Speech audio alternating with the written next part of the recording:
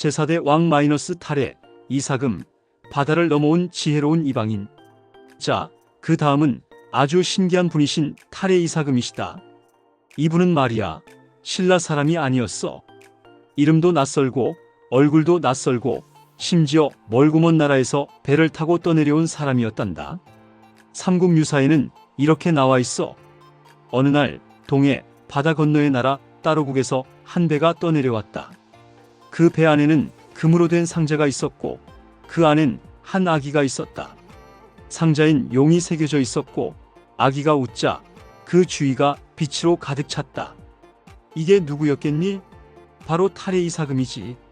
그 아기는 자라서 실직국지금의 삼척쯤에 살게 되었고 총명하고 지혜로워서 신라 왕실에서 사위로 맞이하게 되었단다. 그 뒤로는 석시 성을 받아 석탈해라 불렸지. 처음엔 백성들 중 이방인이 무슨 왕이냐 하고 수군거리는 이도 있었어. 하지만 탈의 이사금은 누구보다 부지런하고 백성들 말을 잘 들었지.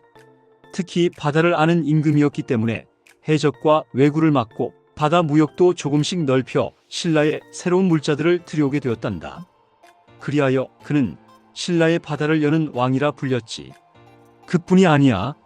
탈의 이사금은 이전 왕들 사이에 미묘하게 있던 성씨 간의 경쟁, 이를테면 박씨와 석씨, 김씨 사이에서 조화를 이루는 리더십을 보여줬어. 그는 말로 다스렸고 싸움이 일어나지 않게 지혜로 해결했단다. 어느 설화엔 이렇게 전해져. 탈의는 입만 열면 백성이 웃었고 칼을 들지 않고도 산적이 물러갔다. 제5대 왕 마이너스 파사 이사금, 질서의 기틀을 다진 조용한 임금. 그리고 이제 마지막 파사 이사금 이야기로 가보자. 이분은 유리 이사금의 아들이라는 설도 있고 탈의 이사금의 사위라는 설도 있어. 하여튼 왕실의 피를 이은 이였고 어릴 적부터 왕이 될 거라며 잘 교육을 받았단다. 파사 이사금은 젊을 때부터 고요하고 차분한 성품이었어. 똑똑했지만 잘 나서지 않고 조용히 듣고 판단하는 그런 분이었지. 왕이 되고 나서도 큰 전쟁을 벌이기보다는 질서를 세우고 법을 다듬는 데 집중했단다. 특히 이 시기에는 신라의 성곽이 본격적으로 쌓이기 시작했어. 왜냐면 인구가 늘고 마을이 커지고 그걸 지키려면 성이 필요했거든. 그래서 첫 성을 쌓은 왕으로 기억되기도 해. 또한 농사를 장려하고 백성들에게 땅을 골고루 나눠주려고 애쓰셨지. 불교가 이 시기 중국에서 전해지기 시작했지만 아직 받아들일 준비는 안 되어 있었어. 하지만 파사 이사금은 스님들의 말을 경청하고 불교를 적대시하지 않는 태도를 보이셨어. 이게 나중에 불교가 신라에 꽃 피울 수 있는 밑거름이 되었지. 재밌는 이야기도 하나 있단다. 어느 날 밤 별이 유독 반짝이는 하늘을 보고 왕이 말했다. 백성들이 잠든 이 밤 저 별빛도 백성의 숨결 같구나. 그 말을 들은 시종이 눈물을 흘리며 임금은 나라의 별이십니다 했단다. 그렇게 백성을 하늘처럼 여겼던 임금, 그분이 바로 파사 이사금이셨어. 새 임금이 만든 신라의 뿌리. 이 세 분 임금님 덕분에 신라는 조용히 그러나 튼튼하게 자라날 수 있었단다. 유리 이사금은 슬픔 속에서도 나라의 기틀을 다진 임금, 탈의 이사금은 바다를 건너온 지혜로운 이방인, 신라를 세계로 이끈 임금, 파사 이사금은 다투지 않고 법과 농사로 백성을 편히 쉬게 한 임금. 이렇게 신라는 싸움보다 화합으로, 무력보다 사람의 도리로 천천히 큰 나라가 되어갔단다.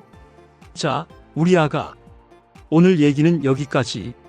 혹시 다음엔 지마 이사금이나 더 흥미진진한 박재상 장군 이야기도 들어보고 싶니? 제4대 왕 마이너스 탈의 이사금 이야기.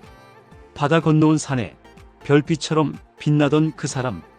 얘야, 이번에 들려줄 얘기는 아주 멀리 바다 건너에서 온 사람이야. 이방인이었지만 결국엔 신라의 임금이 된 아주 지혜롭고도 용감한 분이지. 그 이름은 탈해. 이름부터 남다르지 않니? 벗을 탈 풀해자를 쓰는데 그 뜻이 마치 속박을 벗어나 지혜롭게 풀어낸다는 느낌이 들지 않니? 아주 잘 어울리는 이름이란다. 자, 이야기는 아주 옛날 바다 저 너머의 따로국이라는 나라에서 시작된단다. 어느 날 그 나라에 왕자가 태어났는데 그 아이가 평범하지 않았어. 얼굴이 금빛처럼 빛났고 태어날 때부터 상자 안에 담겨 있었다지 뭐냐? 그 상자엔 용이 새겨져 있었고 그 위엔 푸른 보자기가 덮여 있었는데 그걸 열자마자 온 방 안이 금빛으로 번쩍 하고 빛났단다. 사람들은 아기가 하늘에서 내려온 존재, 즉 천손이라며 숭배했지만 나라 안에선 그를 시기하는 자들이 많았단다. 그래서 그의 어머니는 아이를 살리기 위해 바다에 상자를 띄워 보내야만 했지. 그렇게 흘러 그 상자는 신라 땅 동해안 실직 국삼척 부근 바닷가에 닿았고 그곳의 족장이 아이를 거두어 키웠어. 이 아이가 바로 탈의 이사금이란다.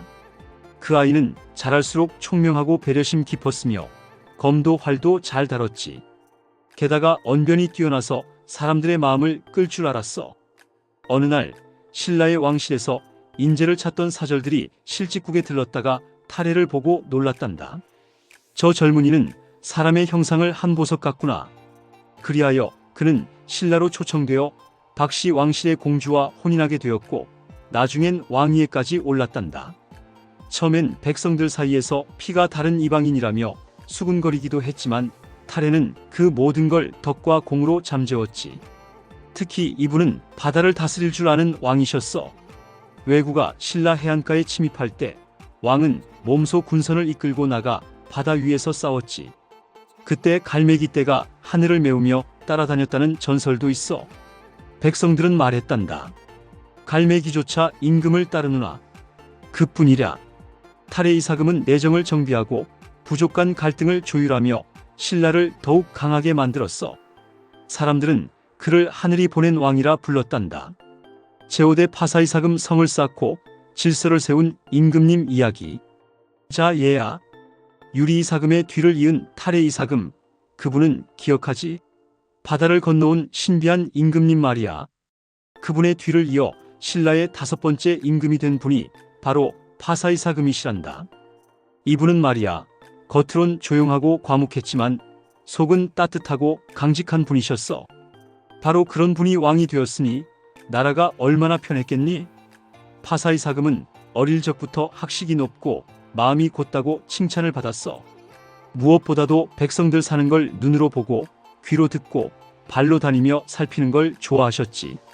그래서 임금이 된 뒤에도 높은 곳에만 앉아있지 않고 마을 사람들 사이를 슬쩍슬쩍 다니셨다더구나. 오늘 농사는 어땠소? 이제 곧 장마가 오겠는데 개울과 둑은 튼튼한가? 그렇게 평범한 사람처럼 말 걸고 웃고 물어보셨대. 파사이사금은 재위하는 동안 전쟁다운 전쟁을 하지 않았어. 무력보다는 질서를 중히 여겼고 나라 안팎을 정비하는 데 힘을 쏟았지. 성이 그때부터 본격적으로 쌓이기 시작했다는 얘기 혹시 할미가 말했었지? 맞아. 그게 바로 파사이사금 성 쌓기 전설이란 게 있다. 어느 날 왕은 백성들 사이에서 이런 얘기를 들었단다.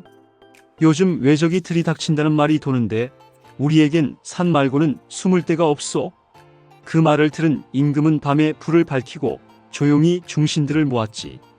백성의 생명은 곧 나라요. 성을 쌓아야겠소. 그 말 한마디에 경주에 첫 돌성석성이 들어서기 시작했단다. 그런데 말이지, 그 성을 쌓을 때 어떤 일이 있었는 줄 아니? 그때 사람들 사이엔 이런 말이 돌았대. 성도를 옮기다 보면 꼭 어느 바위에서 붉은 빛이 나는 날이 있다더라. 그날 돌을 쌓으면 무너지지 않는다더라. 그리고 실제로 어떤 날은 돌이 저절로 굴러가 쌓였다는 이야기도 있어. 누구는 그걸 산신령의 도심이라 했고 누구는 파사이사금이 하늘의 뜻을 따르니 신도 도운 거다 했지. 그렇게 지은 성은 오랜 세월 무너지지 않고 백성들을 지켜주었다네. 파사이사금, 농사와 법을 세우다. 그뿐인 줄 아니? 파사이사금은 성을 쌓은 뒤엔 농업개혁에 힘썼단다. 그땐 여전히 씨앗을 무작정 뿌리는 방식이 많았는데 파사이사금은 물기를 정비하고 논을 만드는 법을 장려했어. 하늘만 믿고 살던 백성들이 이제는 물을 다스리게 되었구나. 그 말을 하면서도 왕은 항상 가뭄이 들면 함께 기우제를 올리고 수확철엔 곡식곡간을 돌며 백성들 식량이 충분한지 확인했단다. 그리고 또 하나 중요한 일. 신라의 율령 즉 법의 틀을 잡기 시작한 것도 이분이야. 물론 지금처럼 조문 하나하나 정리된 건 아니지만 마을에서 일어나는 다툼이나 도둑질, 혼인 문제 같은 걸 공평하게 처리하는 기준을 만들었지. 한 번은 이런 일이 있었대. 어느 마을에서 누가 곡식을 훔쳤단 말이야. 사람들은 그 도둑을 끌고 와서 당장 벌하라 했지만 파사이사금은 그를 따로 불러 물었지. 내가 훔친 그날 너희 집에 쌀이 있었느냐? 그 도둑은 울먹이며 대답했어. 어머니가 병드셔 굶고 계셨습니다. 왕은 그 자리에서 쌀 한 마를 내주고 그 도둑에게 관청의 일꾼 자리를 내어주셨단다. 벌은 죄를 바로잡는 것이지 생명을 짓밟는 게 아니다. 이 말은 신라 궁궐의 벽에 새겨졌고 백성들은 눈물과 감사로 파사이사금을 기억했지. 말년의 파사이사금은 그렇게 큰 전쟁도 화려한 전투도 없이 조용히 살았단다.